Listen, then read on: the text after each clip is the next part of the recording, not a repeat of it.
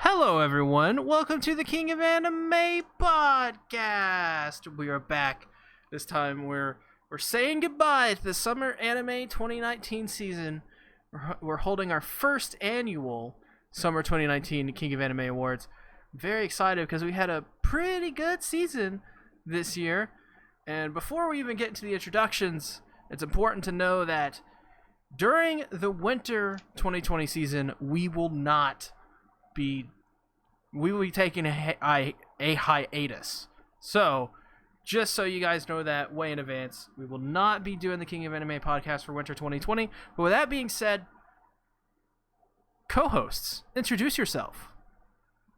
Hey, what's cracking, y'all? It's me, Everything Animated.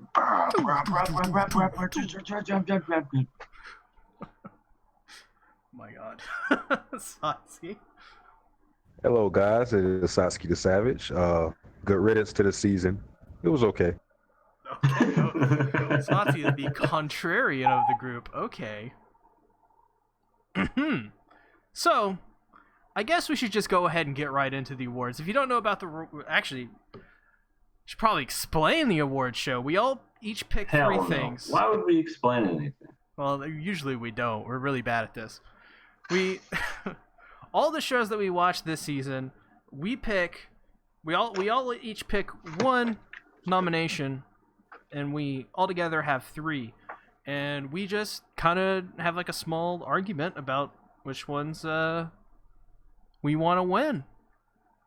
So yeah, we have fun with it. We have a bunch of dumb categories because award shows are very arbitrary anyways, and they don't really mean much. So we have fun with it. So I guess we should start with our first award, and that is the Best Written Female Character, or the Waifu Award, if you want to go that way. Satsuki, who did you pick for your character? I picked Toru Honda. Interesting. Why'd you pick Toru?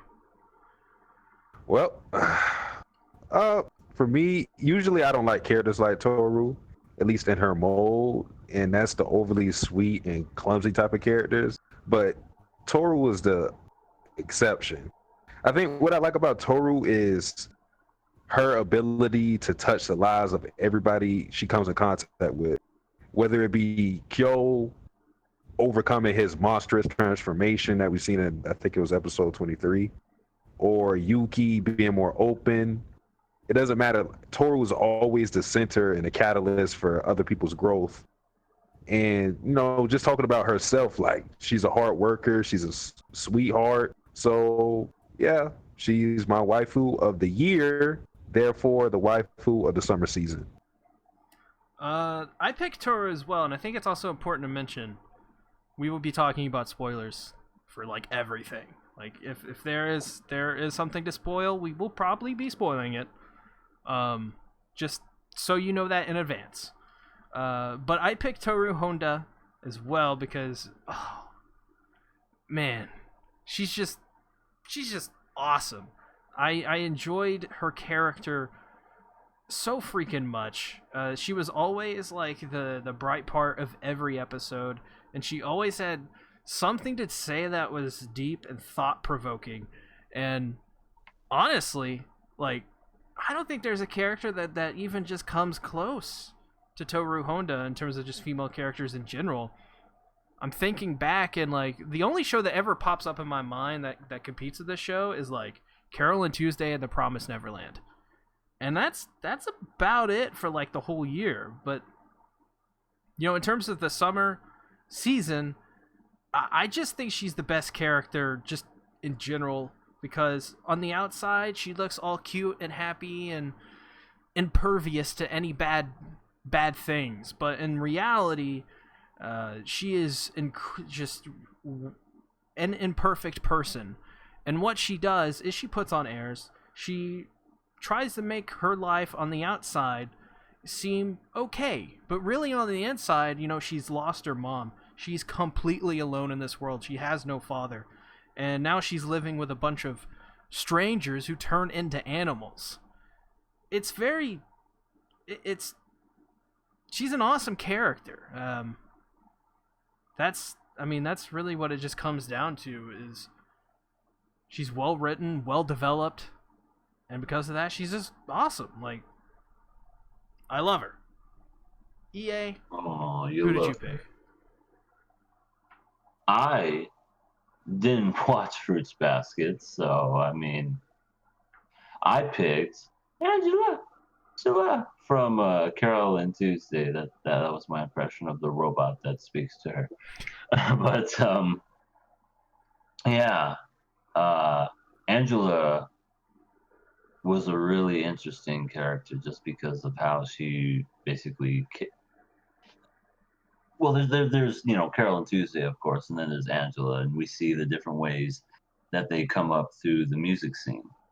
And Angela's was very unique in the way that I don't know. I felt like everything was kind of given to her on a pedestal in a way, but you kind of saw what that took, how that took a toll on her as a character. She went from this happy-go-lucky to, oh, this is the real world, to, oh, this is really the real world, addiction, and then eventually coming to terms with everything. And at the very end, yeah, she knew what made her. She wasn't happy singing towards the end, but then at the last episode, she found her happiness again, and that was really neat.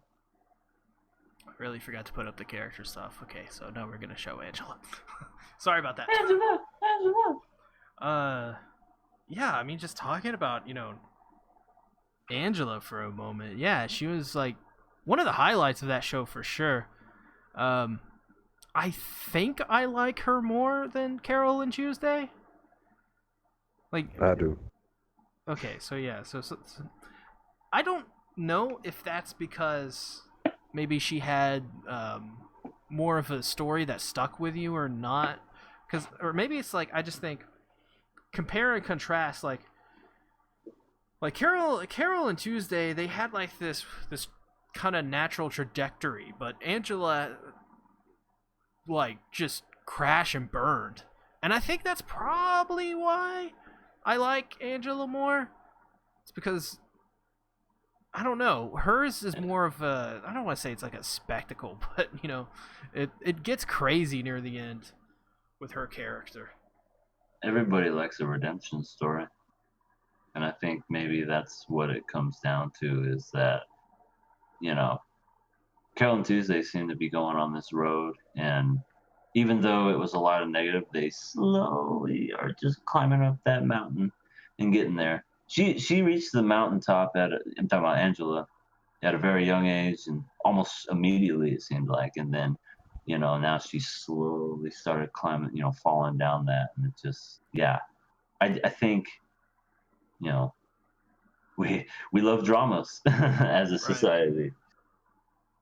Yep, that's true. It's the whole like the Heath Ledger thing as well. People are obsessed with the role that kills somebody. And it's a weird thing, but it's just the way humans are, Yeah. And so that's one of the. I think there's a part of that in Angela's character, but I think you want to see Angela succeed. I think initially, I'm not sure if you want to not see her succeed in the beginning, but it's definitely one of those things like, okay, what's going on with this character? Like there's something about her character that makes you hesitant at first to really get behind her. But I think by the end, I really wanted to see Angela and Carol and Tuesday both succeed and just be friends. And we kind of got that by the end. Kind of. Yeah, her character was awesome. But there can only be one. And since 2-1, well, I think we know who it's gonna be. I think this happened. We have a category that happens like this every season, where we've seen a show and we're like, we like this character more than EA's character, but we've both seen like the show that it's you've always seen. Me. Well, yeah, it's because you don't watch much anime outside the podcast, so me and Satsuki watch quite a bit out of the podcast mostly. So I'm gonna I think it has to be Toru because I think Angela's character is awesome, and I think she's kind of like one of the coolest characters in that show.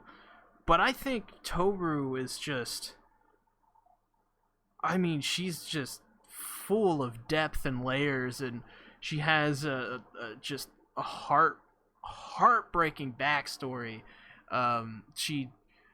I mean, there's so many things that I could actually talk about with Toru. I could talk for days, essays about her.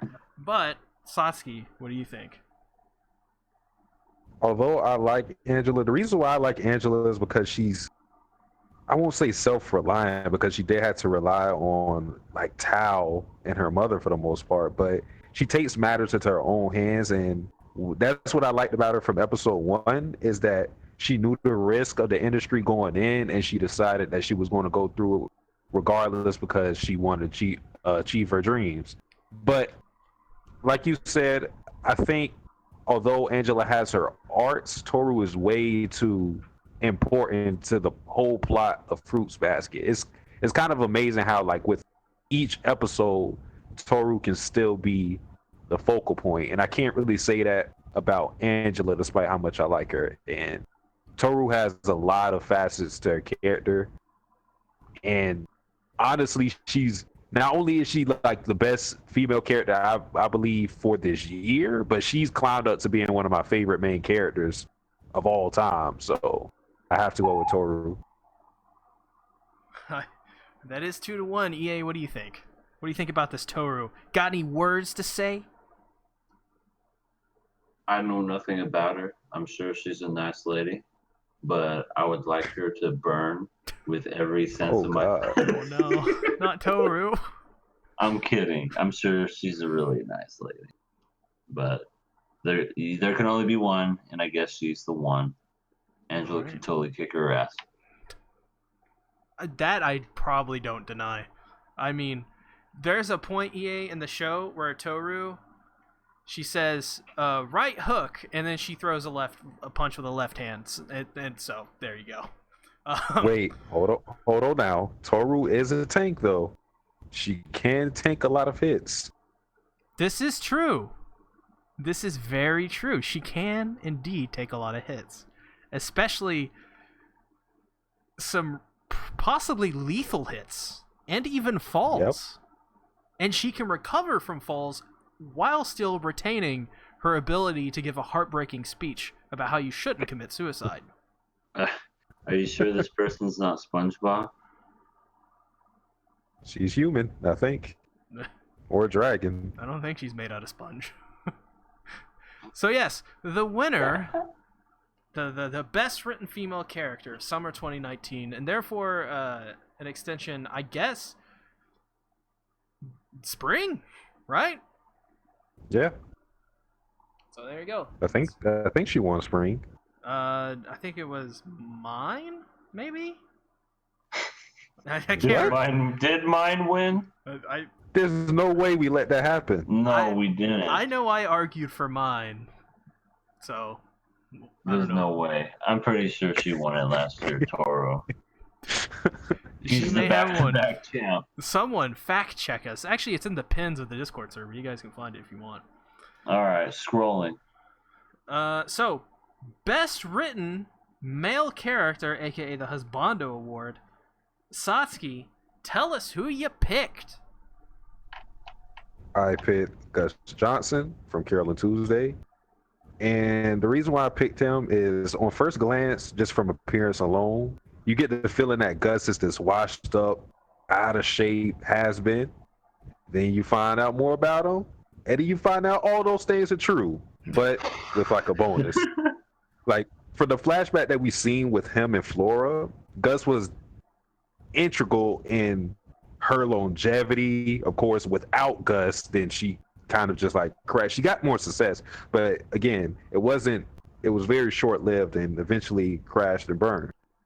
And I think the reason why Gus is so important is because of his experience in life.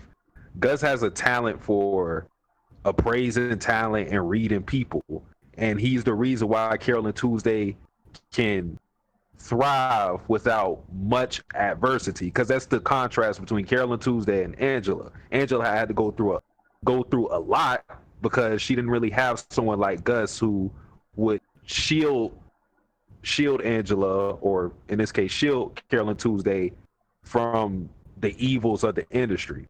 So, Gus has that positive personality trait that he can read people and then he can like navigate the landmines. But I think above all else, he's just down to earth. He's authentic. He has his flaws. So yeah, I think he's husbando of the 2019 summer season. Wow. That was actually a very clear and concise explanation. Yep. I don't think I want to go on. Yeah, me neither. So I picked, and I know both of you are going to disagree with this, but I have my reasons. I picked Tanjiro Kamado from Demon Slayer. And the reason I picked this fine young man... soft now.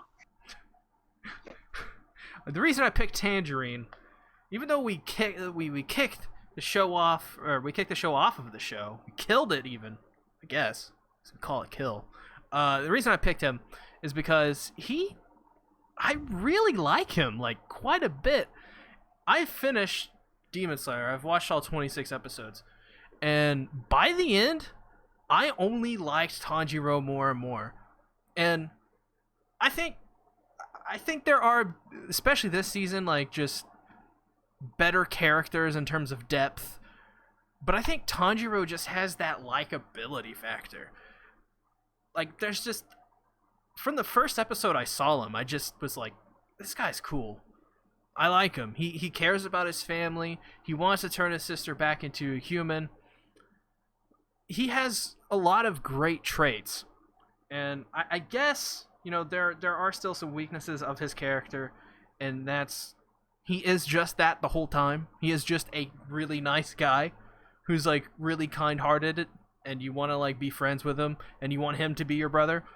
But that's why I picked him, is because I think those traits...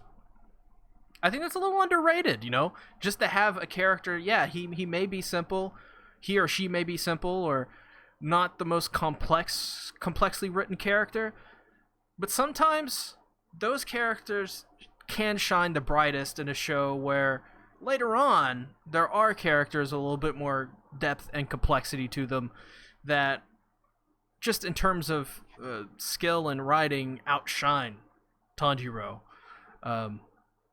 Yeah, that's my pick. What is yours, EA? My pick for husbando is Thorfinn from Vinland Saga. And I think Vinland Saga is a pretty good show. I really like this show. I think it's really entertaining. It's also kind of sad because we see Thorfinn as this innocent, sweet little young boy. His father literally gets murdered right in front of him. Just straight up slaughtered. And he's taken under the wing of Askeladd. And at first he's just filled with revenge, just wants to kill. But he's just a little tiny kid, can't do nothing. He's like, kill people. Askeladd tells him, kill people on the battlefield, then we'll talk.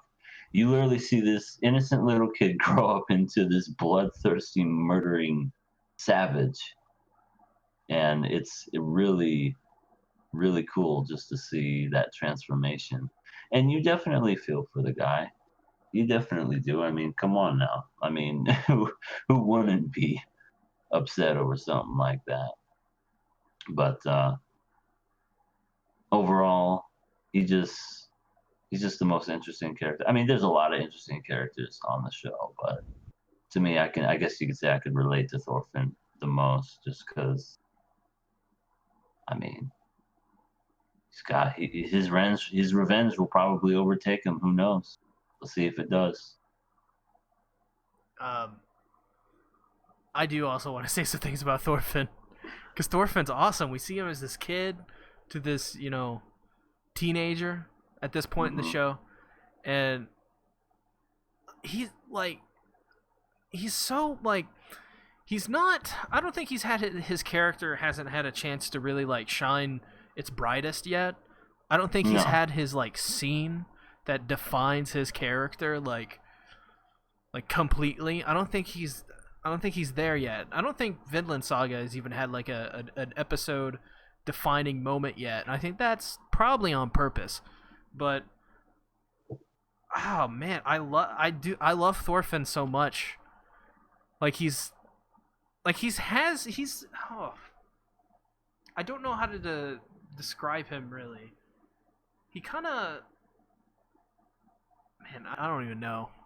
Well, we see him from like, I don't know. Maybe it's just I like that journey of his character from youth to a young adult, and I think there was an episode where he is basically, where he's helped out by this woman and her daughter, and by the end, they're basically pretty much it's we don't see their fates, but they all die, or a lot of them at least.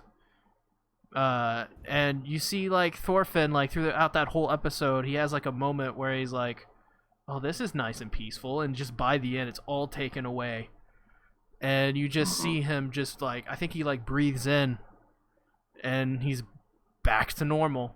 Like reality has hit, and he's got to like suck it up because if he doesn't, he'll be like them too.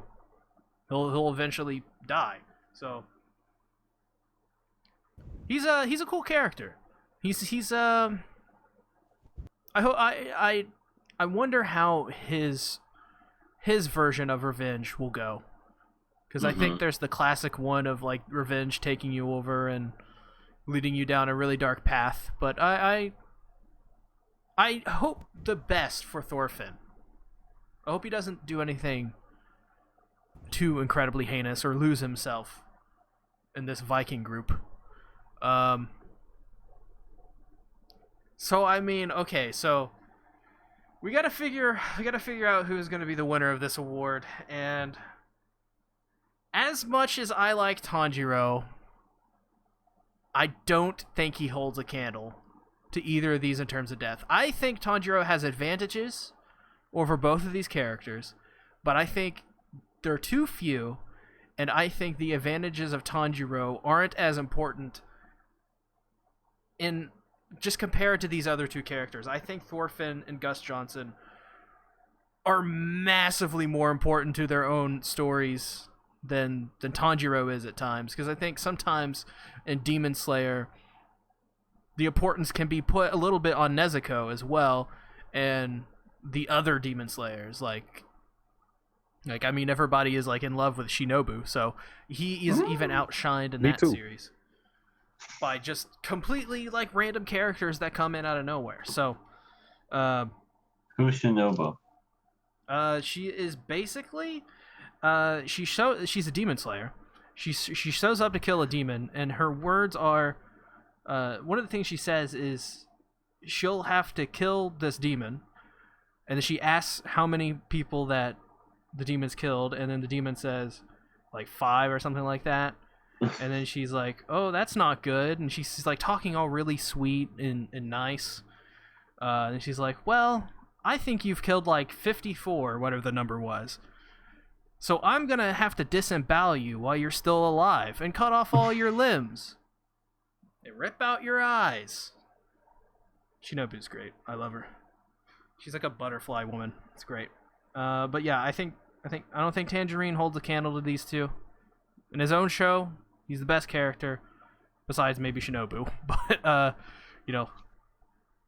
compared to these two, just Gus Johnson. Gus Johnson definitely outdoes him. It's up to you guys. Battle, fight. I like dreams. I'm from Florida, so sad to see Thorfinn go. But I think it's kind of hard for me because I do like Thorfinn, but the reason why I didn't pick Thorfinn is because me reading Vinland Saga, I know he gets a lot better. So it's kind of hard for me to pick Thorfinn at this spot. If we were, let's say, I don't know how many episodes it's going to take to get to where I'm thinking, but if we were just like 10 episodes in the future, I would definitely pick Thorfinn, no question. But honestly, I still think, despite Thorfinn not being at his peak, I think he's over Gus just because it is Thorfinn's story and he is like the center. As much as I love Gus, without Carolyn Tuesday, he doesn't really have much of importance. He's still a support character at the end of the day. He's a part of the main cast, but he's a complimentary piece. So I think I have to go with Thorfinn. Woo! Yeah. All right. Go Thorfinn. Go Thorfinn. Go. Shake it. It's the best. Dual wielding. Dual wielding. Thorfinn is the best written male character of the summer 2019 season. Yeah. But now, we're going to get into some episodes. The best episode of the season. This is also not very surprising if you were here for our first award. So, Satsuki, what did you pick? And once again, spoilers ahead for 3 of these episodes for Fruits Basket and Carol and Tuesday. It's time to fanboy. I'm ready. All right, so my episode is Fruits Basket episode 17. This is for Uchan, all right? And this episode did a lot for me. This episode's fucking awesome. It's centered around my favorite character, my personal favorite character. I don't care about who's the best objectively written character. Utani is my favorite character, all right? Risa, Utani. And we got the backstory of her friendship of between her and Toru. And the episode was emotional. It actually drove me to tears, as I don't want to admit it, but it did. When Utani, when she told Kyoko that she wanted to be friends with Toru.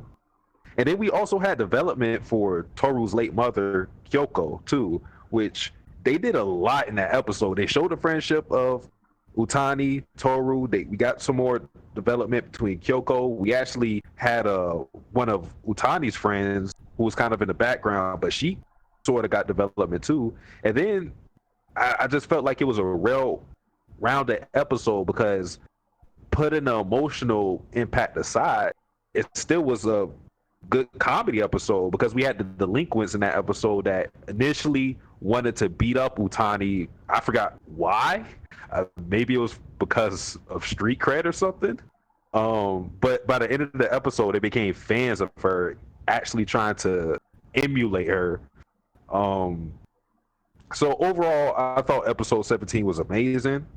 And considering it focused on the supporting character, that speaks volumes on the quality of Fruits Basket. So, yeah, that's all. I picked Fruits Basket, episode 24, which was titled something. I don't have it here. I think it was Let's Go Home or something like that. Or Let's Head On Probably. Home. This was the episode before the last episode of Fruits Basket, which was also a good episode, but I mean, Saucy picked a great episode, just from front to back. Like, it's just almost completely perfect in my opinion, but I think episode 24 of Fruits Basket is some crazy ass shit that I haven't seen too often in the Animus. The episode before, it's revealed that Kyo has a true form. Now, we all know these Fruits Basket characters turn into animals.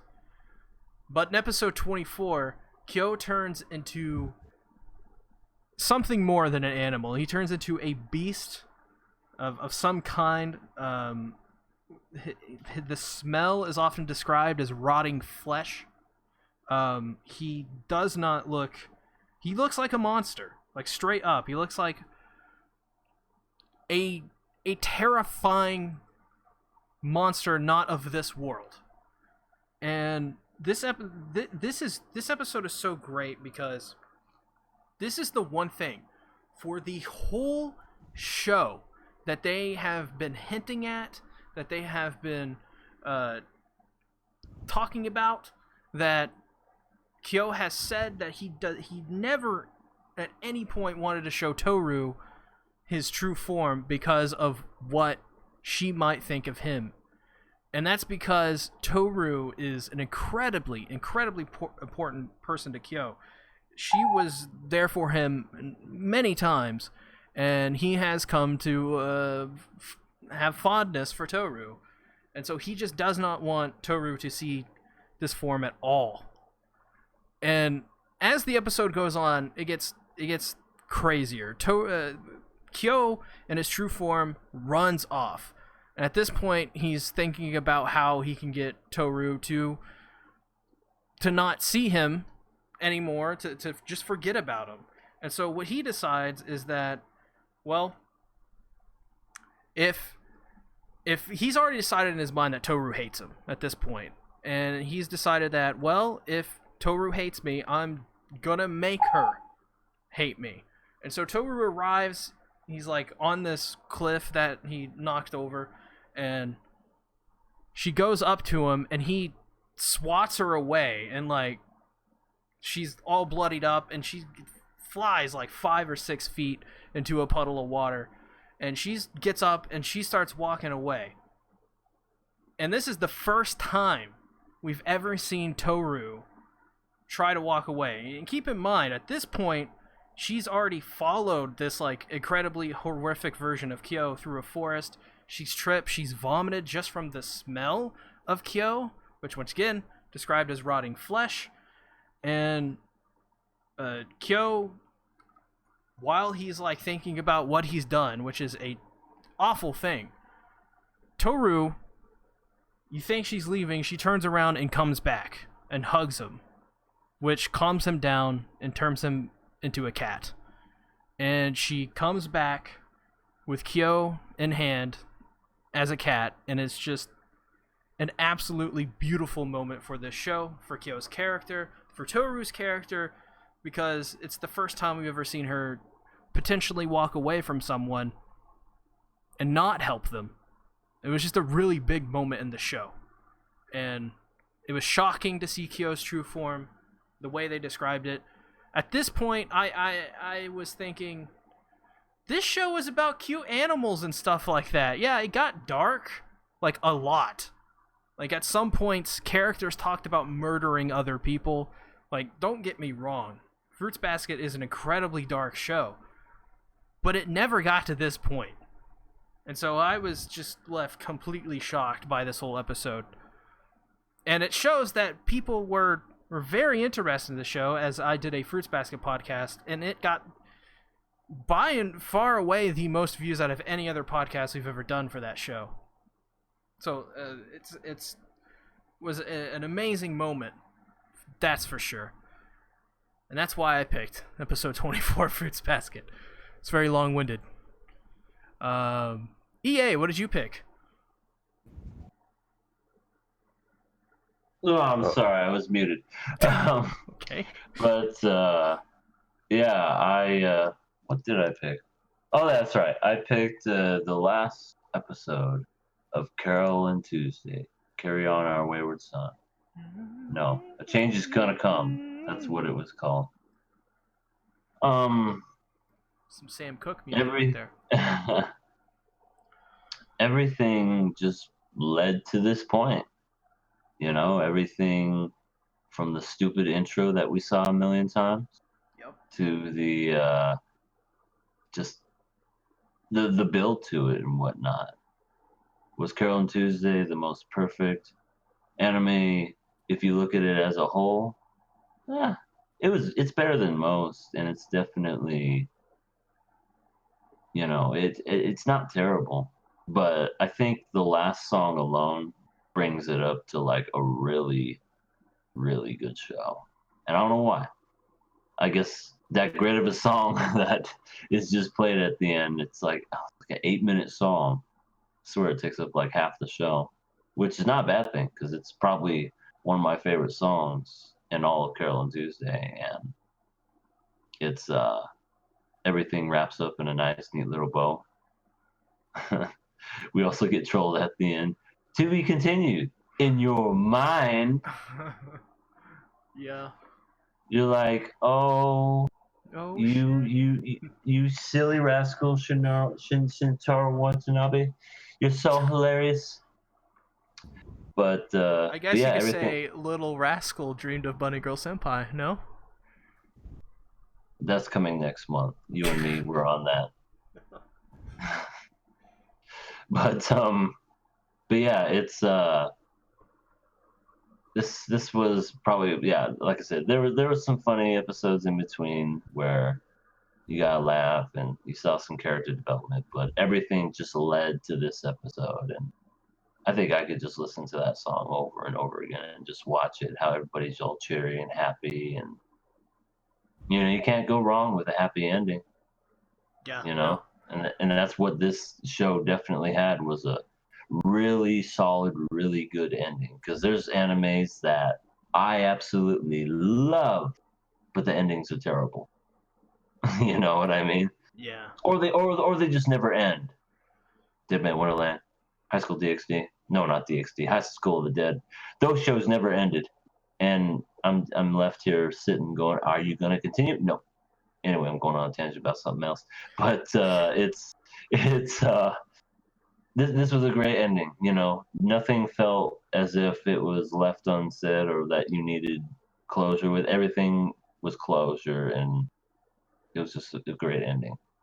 I think it's important that I think the last episode of Carol and Tuesday is the best episode of Carol and Tuesday. I know there's the one with Carol and Tuesday, or Carol's dad, but I just think, just because it was such a great ending episode, like it wasn't like it just, everything worked out, and it was, like you said, a happy ending. But I think it was a happy ending that needed to happen, and I think the ending perfectly just, like you said, it went full circle with the doo doo doo. It was a miracle.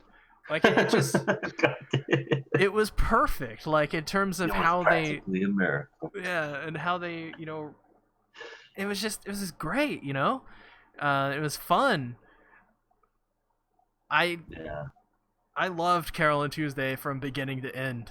Yeah, it was a fun ride, and I was glad to be a part of it. I think it's a testament too to how is it Shintaro or is it Shinichiro Watanabe? So I can't. I'm so bad with names. Shinichiro Watanabe. It's a testament to him, just how he can just stay relevant even after all these years. Making Cowboy Bebop 20 years ago, and here he is, 20 years doing making a slice this. Of life. And it's like, yeah, you still got it, dude. Yeah. Here, though, I think, deciding, who wins this. If Fruits Basket didn't air this season, oh my lord, Carol and Tuesday would be winning everything. But I think, I think there's just episode 17 and 24 of Fruits Basket, I just think are better episodes. I think episode 18 is a better episode than episode 24 of Carol and Tuesday. I think episode 3 of Fruits Basket is a better episode than episode 24 of Carol and Tuesday. I just think Fruits Basket had it. Like, I think that there are so many impactful episodes in Fruits Basket that are memorable, that have important messages behind them, just as Carol and Tuesday did. Message? But I think, I don't know. Satsuki, what do you think about Fruits Basket and Carol and Tuesday? So with episode 24, Carol and Tuesday, I really enjoyed that episode. I still think episode 14 is my favorite one overall, but I think with that episode in particular, I really enjoyed the second half of it. The first half of it was a build up to that, and I do think it hurts it when we were talking about these other episodes, because I think with episode 17 of Fruits Basket, I feel like from frame to frame, second to second, it was good from the jump, very good from the jump. And the same thing with episode, was it 24 Yeah. that you picked? Yeah, Yeah. yeah, 24, a Fruits Basket. I think like it set the mood from the jump that we were going to be in this gloomy type of atmosphere. So I do think it's out of Fruits Basket, and I, me personally, I'm never going to budge or say episode 17 was the best. But if I'm looking at it from how other people received it, from your podcast, from what I've seen on Twitter, everybody loved episode 24 much more than episode 17. So if I put my personal opinion aside, I think episode 24 takes it. I see. God, I don't want to do this. Oh, just do it. I love episode 17 of Fruits Basket. I think it's so hard to. When episode 17 of Fruits Basket aired, I said, "There's nothing that can touch this." And then I don't think there was. Like, I really don't think episode 24 is a better episode, a better slice of Fruits Basket than 17 was. I think 17 had, like I said, I thought it was virtually perfect. Virtually. And I think episode 24 is really damn good. I don't think it's as good as episode 17, but it's such a slim margin. It's such a ever so slight margin that I can't budge on episode 24 one bit. But I don't think, Satsuki, that that just because it was more popular of an episode, just because a bigger event happened at the climax, that people watched it more, I don't think that means that episode 17 should take it, or episode 24 should take it just because of that. I don't think that's a good enough reason. I have no idea. Oh, yeah. I have no single freaking clue of who should win this. I personally would be I have a okay. coin right here. All right. I have a coin. Who calls heads? Who calls tails? Heads. All right. Heads, it's 24. 17. Yeah, tails, it's 17. It's heads. Oh, I guess There you 24 go. is. We have decided it by a coin toss. Fruits Basket episode 24 is the best episode of the season. Now that was a thing we just went through. So now let's head on over to some gloom and doom. Doom and gloom. I don't think they call it gloom and doom. Most disappointing show of the season. We all picked Fruits Basket. Or, I'm sorry, Fire Force. Whoa. I'm just kidding, you guys. Fire Force. We picked Fire Force. Yep, Fire Force. Fire Force, where do I start? Where do we start? This show sucked.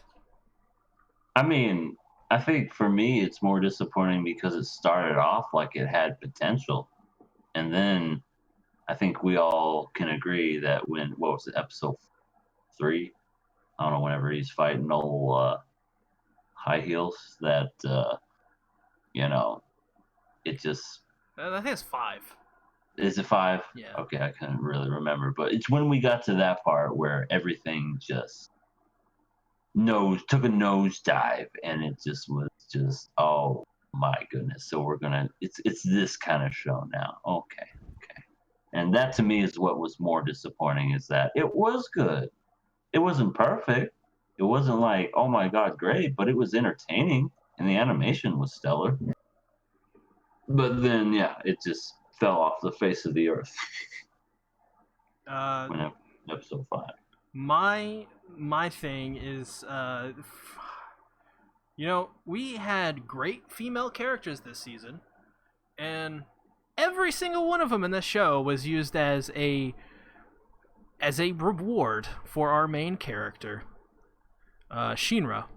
Most notably, Tamaki, who is probably one of the worst characters especially one of the worst. God, one of the worst female characters, just in general. Awfulness. I heard at some point. I beg to differ.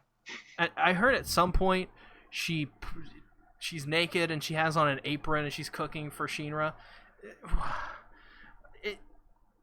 If you haven't seen our epic rant on Fire Force, which was it's the last thumbnail of King of Anime, where I think on it Tamaki is in a trash can.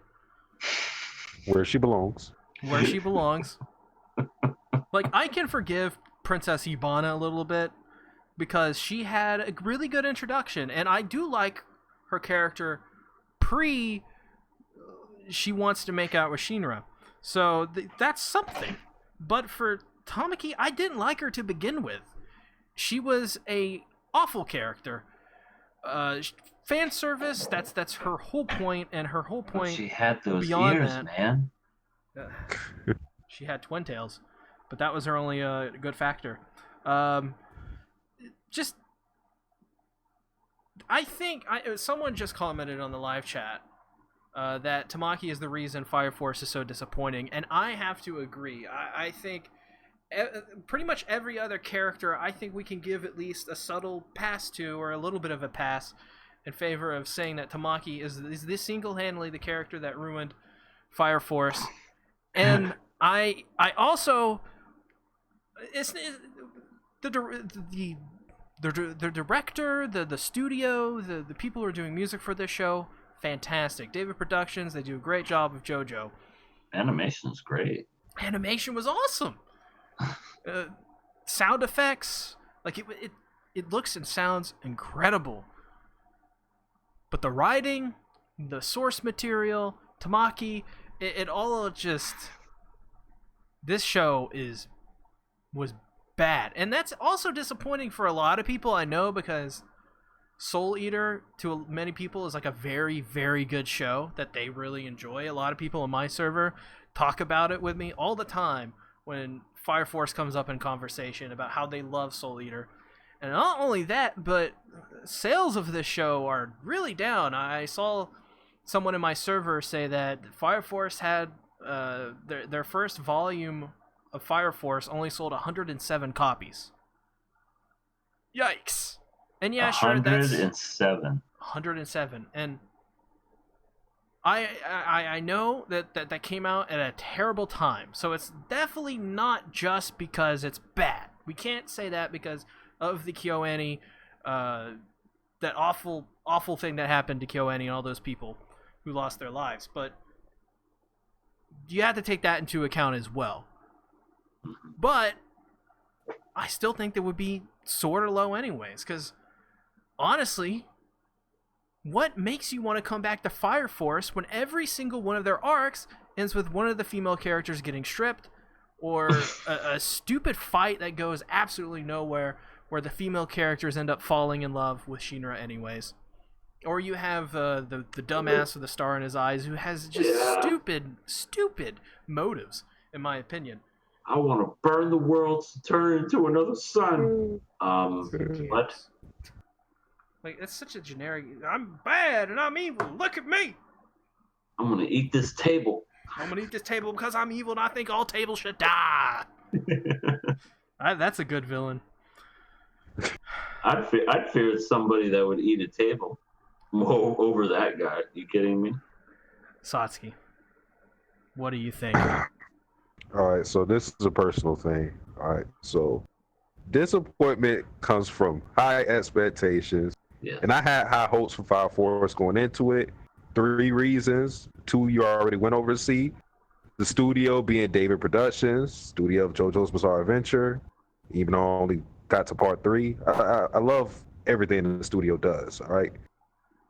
2, the mangaka is Asushi Akubo.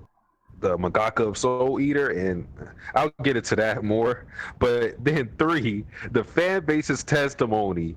People who read the manga told me that this series was going to be, like, no pun intended, it was going to be fire. It was going to be really great.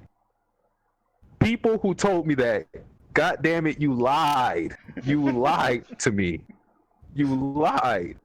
I I went into the series like, oh, this is the guy who wrote Soul Eater. This is going to be really good. Soul Eater is one of my favorite shonen series. All right, not the anime, manga, because anime kind of But Fire Force to me isn't bad at all. But it's just I had a high bar for it, and it didn't come close to meeting it at all. Like the bipolar mood of the series, like we go from like the serious fight. What was it, episode 6 or 7, where we're like the Tamaki episode where she just loses her clothes somehow, and then Shinra's fighting the Star-Eyed guy. I don't even remember. Episode 9, we got that far. I think Damn. it was episode 9. Yeah, it was episode 9. I remember that. How the hell did we get that far? But anyways, that fight, the mood was just all over the place because you're supposed to. This guy was like killing children, or he was attempting to, he was attempting to make them infernal. So the kids had a potential of dying. So we're like, this is serious shit. We're supposed to be captivated. We're supposed to, have a different mindset, like, oh, this is when shit gets real. But no, Tamaki gets naked, and then we're like, wait, okay, now we're doing some weird comedy relief stuff. So the mood was all over the place. Fan service, just there's good and bad fan service. It was out of place, and that god awful episode 5 killed my short-lived love for Princess Ibana. It broke me. So I love Fire Force, not angry, not sad, just disappointed. Had the potential wasted. That's just like a father to say, I'm not mad, I'm just disappointed. QRW6 says don't ever fall for the shonen hype. He's right. I think that's a reason why we killed Demon Slayer. Because we were like, what the fuck? Why is everybody like this? And so most disappointing, Fire Force, summer 2019. Let's talk about most overrated. Talk about shonen hype. Slayer. We all picked Demon Slayer. Yeah. Listen, everybody's gonna hate us. Come at me, bros. I did 2 videos on this. I did a fair review, and then I did my own personal opinions. I like Demon Slayer. After killing it off the podcast and not listening to what assholes have to say about it, I really, really like Demon Slayer. I don't think it's as good as people say it is. That's where I think QRW6's comment comes into play. Don't ever fall for that shonen hype, because it probably never pays off, ever. And this is a prime example where this is probably one of the most popular anime in the world. Everyone is talking about it. There's nothing wrong with that. One bit. Everything wrong with it. You can't like things. How dare you? But the show's fine. I watched all 26 episodes. Damn, People, 26? Yeah, it's a long one for a 2-4. Is it still going? No, it ended like a couple weeks ago. But are they gonna make another season? I mean, it's getting a movie. They just announced a movie, so the show's like really good in my opinion. I think it's way just above good, and that's taking into account the flaws that it has. I think we got into a rut with the show, and we gave it enough on the show. We gave it a lot of time, 14 episodes before we killed it. But I don't think that was enough, and I think that's just because this show is better viewed as one you just binge. Like, you watch 3 or 4 episodes a day of, if you can, or 2. This isn't a show you watch weekly. But this show, if people watching or you two don't already know, I read some of the manga before this. And I dropped it because I was like, oh, this is probably just going to have a way better anime, which it did. Anime's way better than the manga, in my opinion. But the manga rating on Mal was a 7.8. I remember this. It's like at an 8.3 for the manga now, and the anime is like at a 9. There is no conceivable way Demon Slayer is even close to being that perfect or that great, in my opinion. I think there's just too many flaws. There's too many things about it that I think it just doesn't reach that level. And once again, I think it's a very, very, very good anime, but it ain't that good. And the hype, so-called hype, and the treatment it's getting, I think, is incredibly unfair to what this show is. And I think it's turned a lot of people off a show that they could very well enjoy. I like the show. It's got a lot of fun characters later on. That's great. But it took way too long to get started.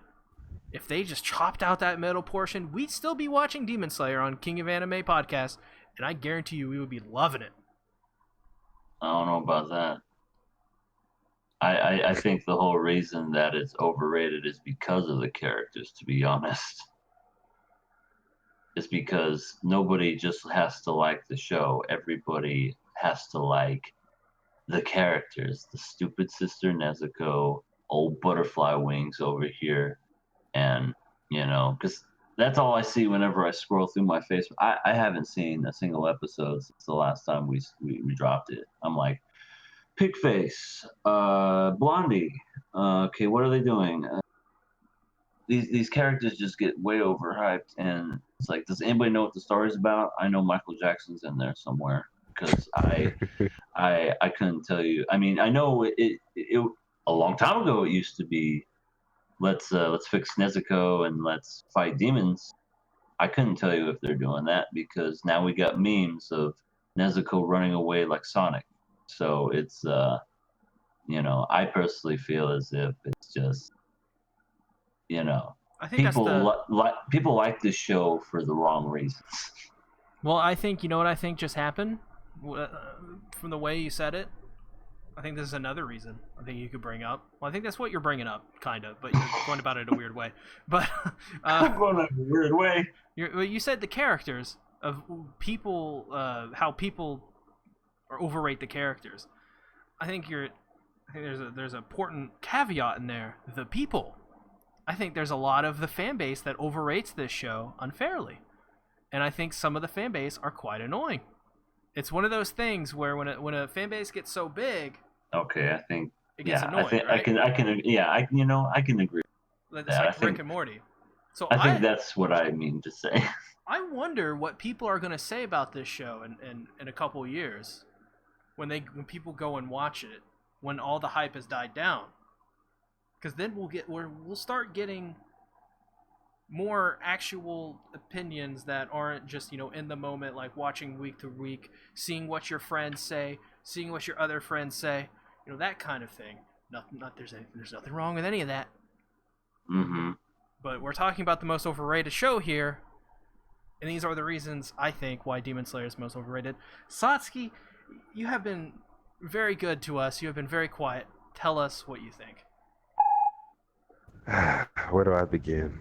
I know my anime list shouldn't be used as a credible database to rate series, but when we're evaluating what is the most overrated, I think my anime list does have some relevance because it tells us what other people think of the show, other than just, reading tweets or word of mouth from other people.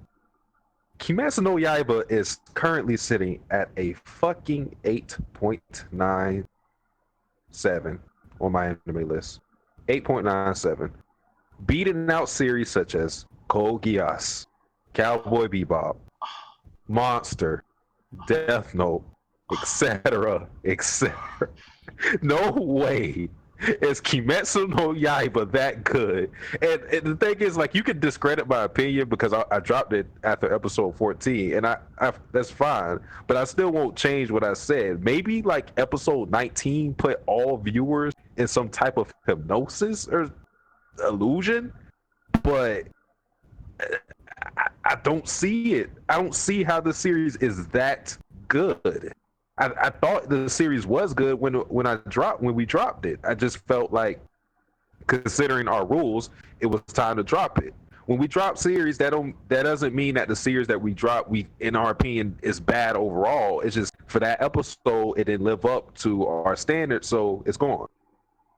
Kimetsu no Yaiba, when I dropped that at the time, I still thought it was a good series, like a 7 out of 10 series. Somehow it climbed up to a 9 out of 10 in the public opinion. I don't know.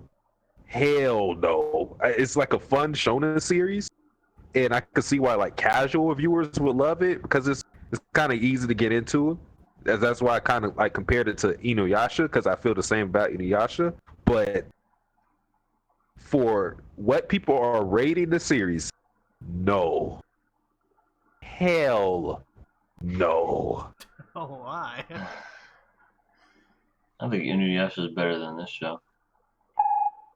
You know what? I think this is definitely the perfect choice for the Thigh Meat Award this season. And I really think that, for the podcast one day, I'm just going to rewatch it.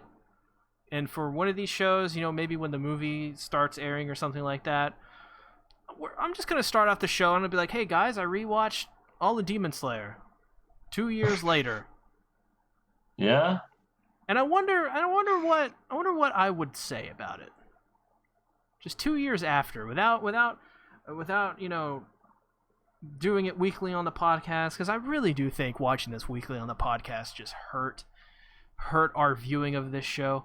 I really do, more so than I think what other people were saying, because I think we're fairly inundated from all that stuff. Like we're not paying too much attention to what other people say. So we'll see. But I think this show deserves that. Not because it's bad, like Satsuki said. EA may think differently, but but I think, not the Thigh Meat Award definitely isn't for bad shows. It ain't for good shows sometimes either. And I think this is just the perfect one. And you know what, guys? I think Demon Slayer won last season for Thigh Meat overrated. Wouldn't be surprised. I thought it was the robot one, Gridman. That's why we named it after her. No, that was last year. I'm talking about last season. Sorry. Oh, I thought you said last maybe year. it was Shield Hero that one. Shield Hero's not overrated. Did it run into that season? I don't remember. I'm pretty sure it ran into the spring. Probably. Yeah. But I don't remember. But this show was so overrated. We have decided to make an award dedicated to our favorite little creature, Nezuko Kamado. We're calling it the Award. Every season, we will be having this award, and one lucky winner will be crowned the Award Summer 2019 winner thing, because there is no qualifications for this award. There is no descriptions. There are no rules. You are allowed to nominate literally anything. Anything? Satsuki, what have you nominated for the Summer 2019 Award? All right, so in my opinion, this is a clear choice. I nominated Tamaki from Fire Force. When I think of this award, all I can envision is Tamaki hoisting this award between their cleavage. All right. And I respect all the other nominees, but I don't see how Tamaki loses this award. I mean, I think she deserves it, given the description of this award. Yeah. I picked Jotaro Kujo because he is one stylish MFer. He is just fantastic. He is, of course, the son of Holly Cujo, who is the best mom ever. And you know who Holly Cujo's father is? Freaking Joseph Joestar, the man himself. And I don't know about you guys, but Jotaro Kujo definitely takes this Summer 2019 award single-handedly, with ease, because he actually doesn't even have to use his hands to take it. He's got Star Platinum to take it. And if you don't agree with that, he's gonna aura you into the damn sun. Well, I think you both are way, way off. Because for my award, I nominated my left testicle. The dark horse. The dark horse, that's right. My left testicle. See, what you guys don't understand is my left testicle, you know, he's there. He just kind of swings back and forth, you know, kind of like the seasons in anime. You know, it's Good point. you know, you have your great seasons and you have your bad seasons. You know, my left testicle has seen the worst. It takes its kicks, kind of like anime, and it's given birth to a brand new world, kind of like how some animes change the game up. So yeah, my left testicle. I don't have a name for him. He's just so lefty there. He has himself going pretty well for himself. So yeah, thanks Demon Slayer for making this award so I can nominate my left testicle. You're the inspiration for it. And you the are winner, always right when you go left. and the winner of the award Summer 2019 is do we need a drum roll? None other than the one and only EA's left testicle. Let's do it. Yeah. I believed in them. That was the dumbest thing we've ever done. King Nothing, the Goblin Slayer Award of Excellence. Satsuki, what was the worst anime this year? All right, I'm gonna make this short because this is kind of bullshit on my part. I'm not even gonna lie. I picked Dr. Stone. It doesn't deserve this award. It's mainly just my bias because I read the manga and I dropped it. I just picked this by default because I did not want to bully Kimetsu no Yaiba and Fire Force too much because I knew I picked them for other awards. So I was like, I gotta pick Dr. Stone because, damn, we haven't talked about it in any other awards, so might as well give it something. But no, I think Dr. Stone is good. It's just I don't really like it. So yeah, that's it. I picked Grand Bound from the director of Re:Zero. Oh my lord. You guys remember that Gundam anime with it was the Chibi Gundams in CGI? It was like really bad. Was that Ken Coley?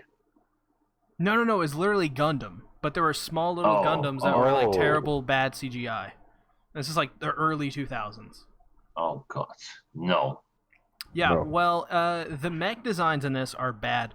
I watched the first 2 episodes of this show. Dropped it after episode 2. I felt duped. This was just a cute girls doing cute things show, but a little bit more serious, a little bit more dark. From the director of Re:Zero, and terrible mech designs. SD Gundam QRW6 is on the point here tonight. There's not. I mean, I'm trying to think. Well, I think this is even worse than the Momoko anime because at least Momoko is of age. These little girls. Is of age. These are just little girls. Also from the director of Re:Zero. Did I ever mention that? They look like Re:Zero characters, but they are not. I do not like this show. Yeah. Like, I just don't. It's kind of mediocre. Like, in the worst kind of mediocre way. Momoko is still better.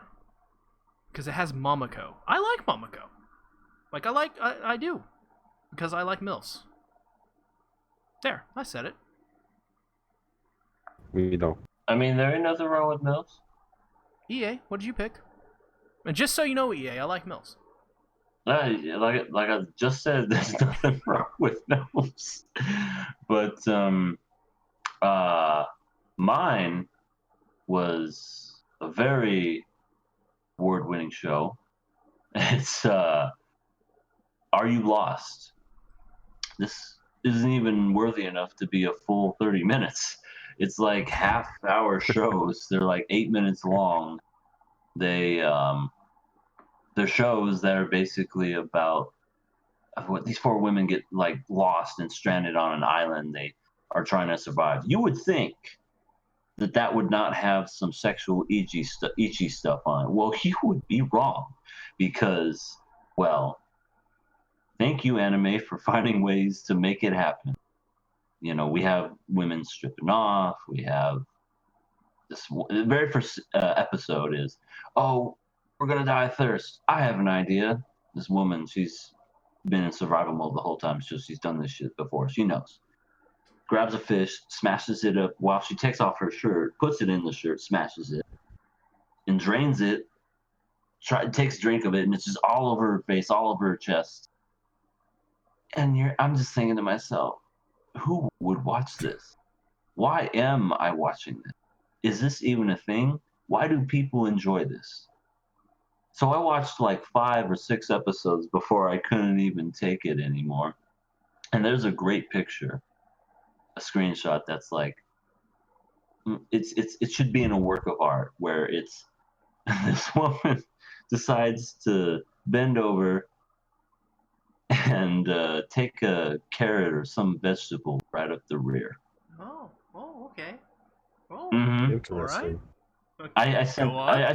I sent that to you guys like a while ago. Yeah, I don't even Do know not if I remember have it in my that. phone.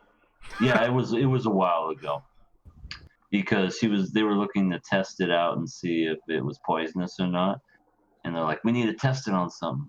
So she bends over and says, hey, why don't you try this? And then you just see it just, and you just see her reaction, the face, and it is, like I said, that should be in a work of art. It should be in a museum, I tell you, because it's so beautiful. But this is by far one of the worst shows I've seen all season.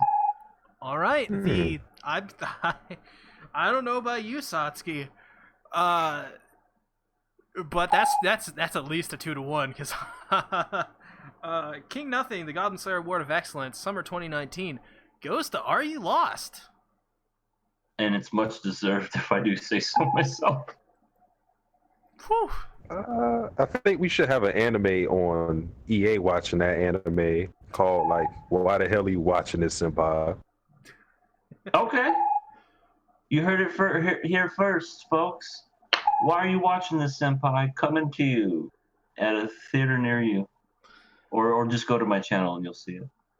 So, we have we are coming to a crazy. We are coming. We geez. We are coming to an end on the show, but we have 2 more awards left. Stick around for the last one, because I think a lot of you may be surprised. The King of Anime, Summer 2019. And this is the one to decide what is the best show of this season. We have tons.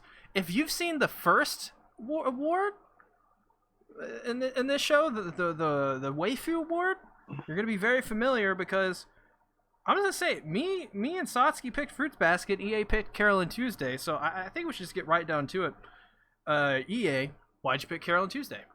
Because we've heard Fruits Basket a million times. Let's hear why you think this is the best show of the year. Yeah, Fruits Basket, get out of here.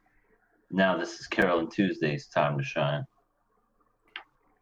It's, I think out of all the animes that came out this season, this was the only one that was original. I mean, if there was, I don't remember them. Maybe they flew under the radar. This one had great Left hair. Testicle was pretty original. Yeah. Yeah, that left testicle, boy, I tell you what. But Carol and Tuesday was had a great story, great soundtrack. Uh, the characters were lovable. I found myself looking forward to every episode that came my way, and I was just it was just a nice wholesome anime that just kept me, you know, it just kept me happy by the end of it because it's, it had its ups and downs. It was sort of like a drama. Then it had its share of comedy, had a balance, but overall, I guess you could say it was like slice of life drama. I don't know what you would call it, musical sort of thing.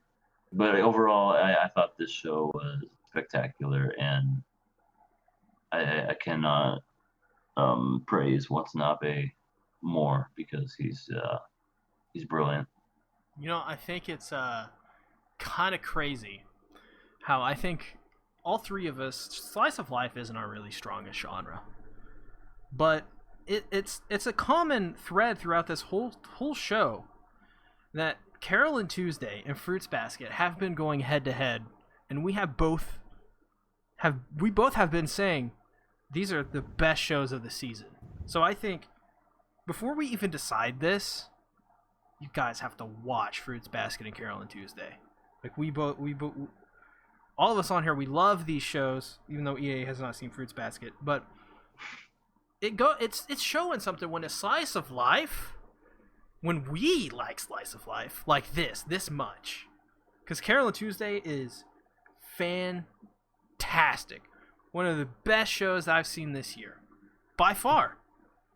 Fruits Basket is amazing as well. I mean, Carol and Tuesday and Fruits Basket are both fantastic, and they're both slice of lives. Granted, Fruits Basket gets away from that little slice of life stuff a little bit because it's a shoujo. But I don't know. What do you think, Satsuki? I think when we're picking like what's the best for this season, like there are a whole bunch of different elements that make a series good. I mean, I think like the strongest point for Carol and Tuesday is the music, of course. But I think the heart of a series is the characters. And when it comes to that, Fruits Basket just has that in abundance. Like just for example, with Akame Got Killed, I started to hate that show down the line, but I kept watching it for one character and one character alone. That's the power of a character. All right. But when you talk about Fruits Basket, like you go from Toru, Kyo, Yuki, Shirogane, Momiji, Hana, Utani, even Kagura, I'll throw her in there. And it doesn't matter like where you look. Like the series always treats its characters with care, and I think why I love the characters so much, even more so than like even going past like their backstories and stuff, because that's what usually happens when they get introduced. What I love about them is that they have relevance past their introduction. Like I think Fruits Basket does a good job with distributing their characters throughout the episode. So you'll see like Momoji just pop up randomly in the episode. He'll still have relevance. You'll see like Hatsuharu pop up in one of the episodes. They always have relevance past their initial them just popping up. And it just has a good blend of comedy, mystery, and the plot is compelling. So for me, Fruits Basket is the anime of this season. And if it weren't for Attack on Titan, if I were just counting series that didn't have a sequel, Fruits Basket would be my favorite anime of the year for sure. Well, this was just my favorite show of the year. I have not seen Attack on Titan yet, but just to go back to something over Satsuki said, because I think this is one of my main points for me personally, is that I could name you absolutely every single character in this anime, and I can tell you it as a fact. Not every character had the brightest moment to shine. Not every character gets more than just their episode. For example, Ritsu. Ritsu, he never got more than just his episode. He showed back up in episode 25, or maybe he didn't. I don't think he did, actually. So yeah, he only got one episode. But I mean, just as an example of just how much I love these characters as well. Emoji, aka Momiji, I can't believe I said that right. He is a great example of just how great the characters in Fruits Basket are, because he shows up and you think, oh Jesus, he's the boy Lolita who dresses like a girl and he looks like a girl, and all the girls fall in love with him because he's a good looking guy. By like episode 2, you're like, I want to see more of him, because he subverts everything that anime has taught you since Fruits Basket came out. That, oh, you're supposed to expect this one thing from this character. But really, in actuality and reality, Momiji is this character who has tons of depth. I mean, for Christ's sakes, the kid, his mother can't remember him because she was so horrified to the point of suicide, to even attempting suicide, of stabbing herself in the stomach, because she didn't want Momiji as her son, and so they had to wipe her memory because he turns into a rabbit, and he is forever cursed by that, and he can't talk. He sees his mother, but his mother does not remember him. He knows that he knows about his sister. He tries to hang out with his sister as he can. He tries his best. And that goes for every single other character in Fruits Basket as well. Every single one of these characters have an incredibly dark, horrifying backstory. Hana's episode, for example, you think, oh, Hana is just the goth chick, right? She's the goth one. In actuality, she wears black because black makes her calm, and she has freaking mind, like ESP powers, and almost killed a person. And not only did she almost kill a person, she said she wanted to kill that person. And all of these characters have some darkness behind them. Even the main character herself, Toru Honda, has some sort of past that keeps her from being this pure, character or whatever. So, I mean, Fruits Basket is just a show that came out of nowhere for me. I didn't even think I was going to like Fruits Basket. But by the end of it, I was singing its praises. I don't think there's a show that, to me, this year that just touches Fruits Basket. I think there's shows that get close, but Fruits Basket is a special show.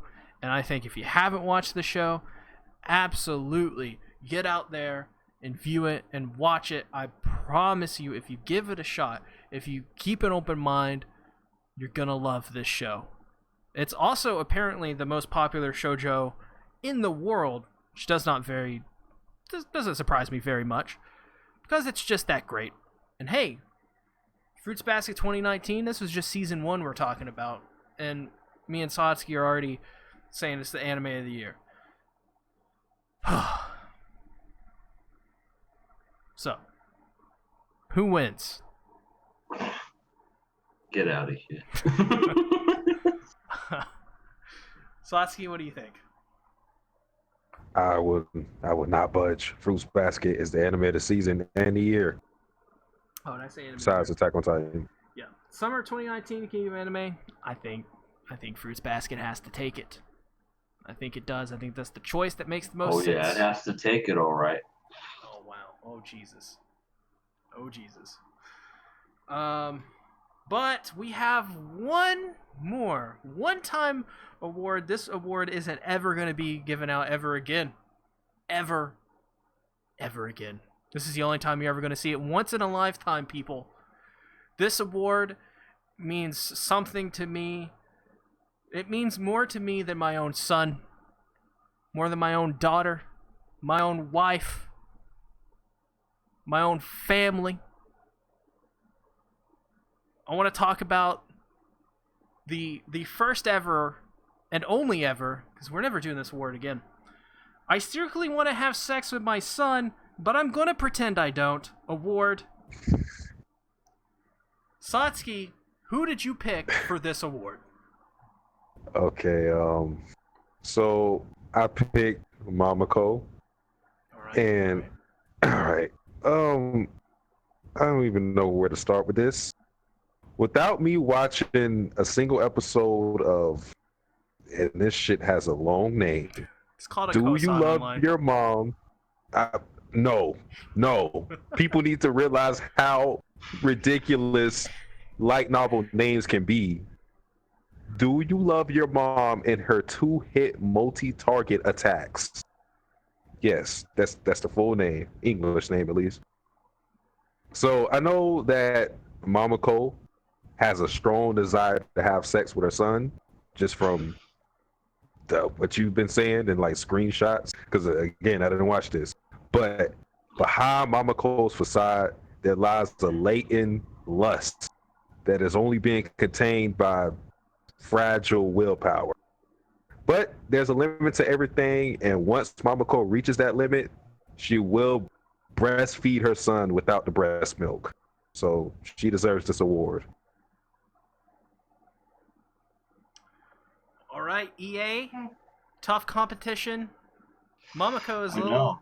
It's I know, difficult to that's- go up against. Yeah, that's a But tough EA one. I gotta tell But you. EA, how are you going to counter Satsuki's Mamako? What are you going to counter Mamako with?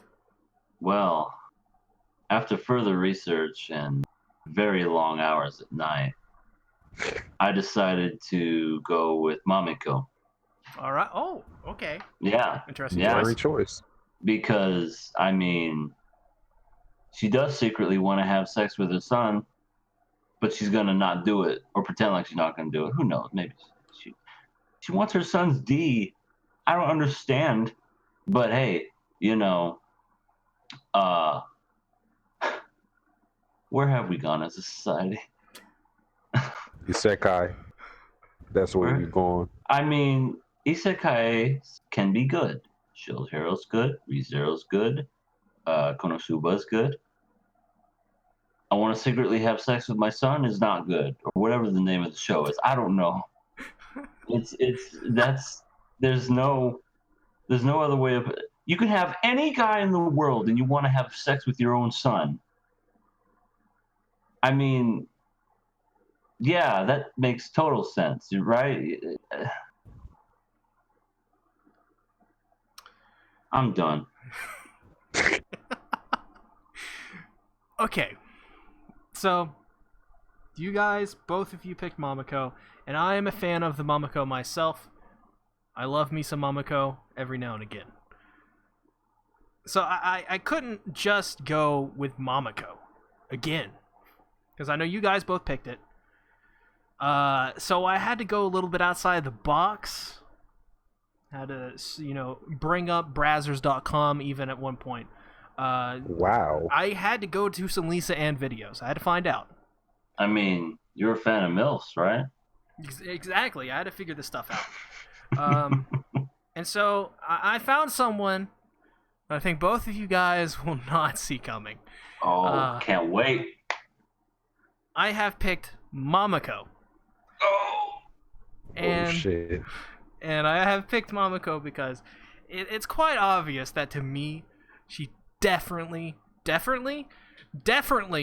wants to roll tide with her son down in Alabama. I think Mamako takes this. Just overall, because we've all picked Mamako, so I think Mamako wins. And not only just I think Mamako wins, I think Mamako is a great representation of Yeah, for sure. just moms, hot moms. So, when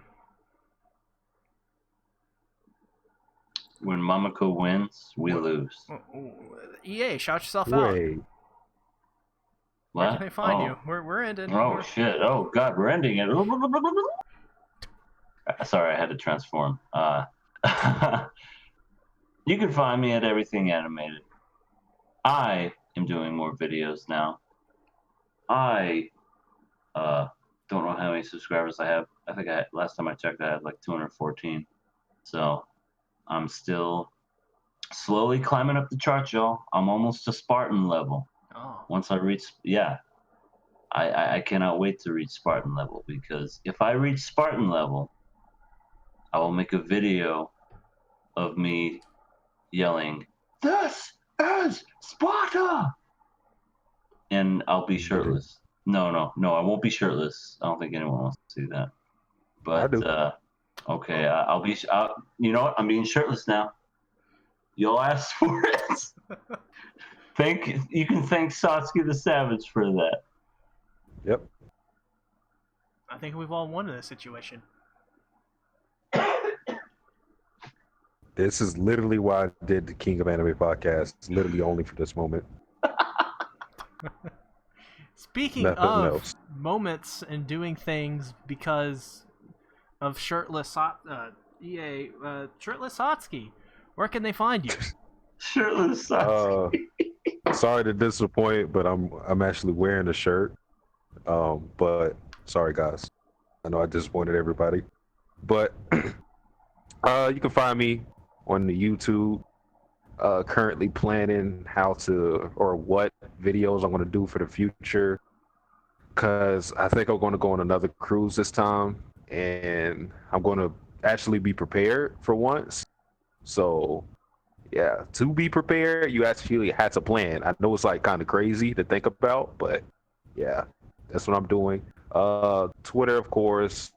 I'm just going to be making a lot of rants, making a lot of people mad on Twitter, because that's what I'm good at. But yeah, I think that's it.